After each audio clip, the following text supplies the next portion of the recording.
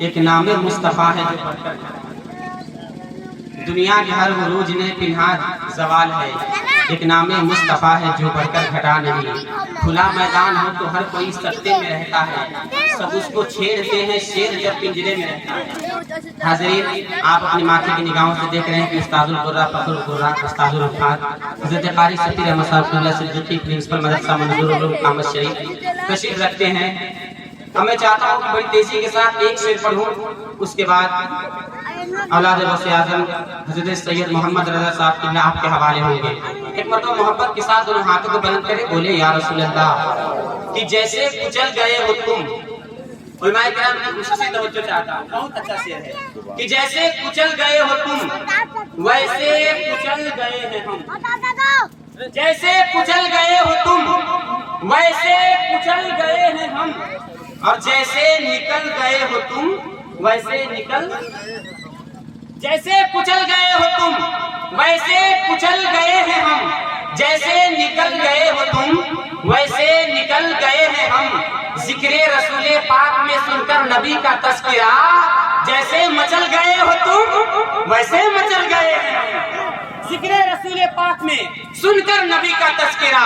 ذکر رسول پاک میں سن کر نبی کا تذکرہ، جیسے مچل گئے ہو تم ویسے مچل گئے ہیں ہم۔ اور بہت بڑا شعر آ رہا ہے، آپ کا سپورٹ چاہیے کہ شیطان کو یزید نے دوزخ میں یہ کہا، میں تو یہاں پہنچ گیا تم کیسے آ گیا؟ شعر سنیے گا کہ شیطان کو یزید نے دوزخ میں یہ کہا، ارے جیسے پھسل گئے ہو تم، شیطان کو یزید نے دوزخ میں یہ کہا، حاجی صاحب شیطان کو یزید نے دوزخ میں یہ کہا کہ جیسے پھسل گئے ہو تم، ماشاءاللہ، جیسے پھسل گئے ہو تم ویسے پھسل گئے ہیں ہم، جیسے پھسل گئے ہو تم ویسے پھسل گئے ہیں ہم۔ حضرت علامہ اعجاز احمد صاحب قبلہ بیٹھے ہیں، جب یہ درسگاہ میں پڑھاتے ہیں تو ہم لوگوں کو بارہا ہدایت کرتے ہیں، کہتے ہیں کہ جب اسٹیج پر جائیے تو اردو بولنے کی کوشش کیجیے، بس ایک منٹ اردو بولنے کی کوشش کیجیے۔ دیکھیے بات ایسی ہے کہ لکھنؤ شہر کا ایک صاحب تھے، انہوں نے اپنے نوکر کو کہہ رکھا تھا کہ جب بھی تم مجھ سے کلام کرنا تو گاڑی اردو کا استعمال کرنا، قاری سفیر احمد صاحب بیٹھے ہوئے ہیں، جب بھی تم مجھ سے کلام کرنا تو گاڑی اردو کا استعمال کرنا۔ حاضرین محترم، ایک دن اتفاق سے اس کا مالک بھوکا پی رہا تھا، چنگاری چیلم سے باہر نکلی اور اس کے داڑھی پر جا کر ٹھہر گئی۔ اب نوکر کو اردو بولنے کا موقع مل گیا، نوکر نے بڑے ادب و احترام کے ساتھ دونوں ہاتھوں کو باندھا اور کہنے لگا، ذل الہی میرے داتا، میرے ماوا، میرے ملجا، گلشن آتش دان سے ایک چنگاری جذب کر کے آپ کے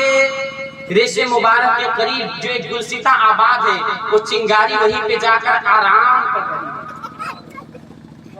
گلشن آتش دان سے ایک چنگاری جذب کر کے آپ کے چہرے مقدس کے قریب جو ریشے مبارک کا ایک گلستہ آباد ہے، وہ چنگاری وہیں پہ جا کے آرام کر رہی ہے۔ اگر آپ کی اجازت مل جائے تو چنگاری کی اس حرکت بیجا پر اس کے وجود کو ہمیشہ ہمیش کے لیے خاک بستر کر دے۔ اتنی گاڑی اردو کا استعمال کیا تب تک یہ سب سناٹا ہو گیا۔ ماشاءاللہ آپ کے چہرے پر مسکراہٹ آ گئی۔ اب میں چاہتا ہوں بڑی تیزی کے ساتھ شاہکار نرمی مرواز تکلم سید محمد رضا صاحب قبلہ کو آپ کے حوالے کروں۔ ایمانداری کے ساتھ اولاد رسول آ رہے ہیں، اولاد غوث اعظم آ رہے ہیں، دونوں ہاتھوں کو اٹھائیے اور محبت کے ساتھ نعرے کا جواب دیجیے، ہمیں لگے کہ ہم اولاد غوث اعظم کا استقبال کر رہے ہیں۔ نعرہ تکبیر، نعرہ رسالت، مسلک اعلی حضرت علماء اہل سنت حضرت سید محمد رضا صاحب قبلہ، نعرہ تکبیر، نعرہ رسالت، یا رسول اللہ۔